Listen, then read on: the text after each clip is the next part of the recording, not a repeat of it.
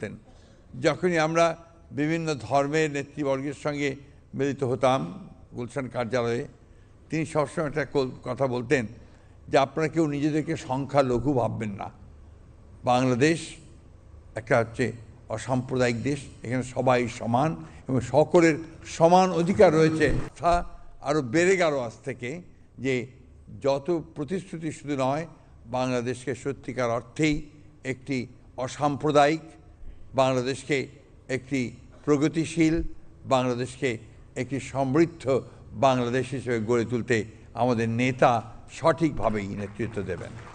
পথ চলার অনুপ্রেরণা দিচ্ছেন আমাদের প্রধানমন্ত্রী মাননীয় জনাব তারেক রহমান সাহেব। আমাদের নিজস্ব এলাকায় গিয়ে যে সমস্ত প্রতিশ্রুতিগুলো দিয়েছি 1 মাসের মধ্যেই বাস্তবায়িত হতে পারে, এটা আমাদের অনেকের মনের মধ্যে বোধহয় সংশয় রাখতে হবে, এই জন্য প্রস্তুত ছিলাম না।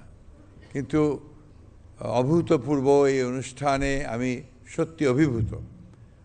আজকে প্রথমবারের মতো আমি দেখলাম যে আমরা যেগুলো চিন্তা করতাম, যেগুলো ভাবতাম, সেটা এখন বাস্তবায়িত হতে চলেছে।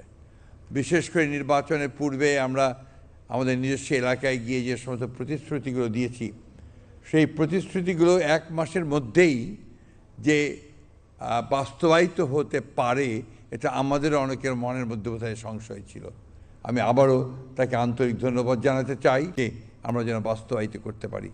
আবার সব শেষে আমি মাননীয় প্রধানমন্ত্রীকে আন্তরিকভাবে কৃতজ্ঞতা এবং ধন্যবাদ জানাচ্ছি যে অসাধারণ একটি কর্মযজ্ঞ তিনি শুরু করেছেন। এমনি রেখে আমাদের সামনের দিকে এগিয়ে যেতে হবে এবং যে পরিবর্তনগুলো আসবে সেই পরিবর্তনগুলোকে যেন আমরা বাস্তবায়িত করতে পারি সেই দিকে লক্ষ্য রাখতে হবে। আর একটা কথা আমাদের সবসময় মনে রাখতে হবে, 1971 সালে স্বাধীনতা যুদ্ধ আমরা করেছিলাম। হিন্দু, মুসলমান, বৌদ্ধ, খ্রিস্টান সবাই একসাথে একযোগে আমরা যেন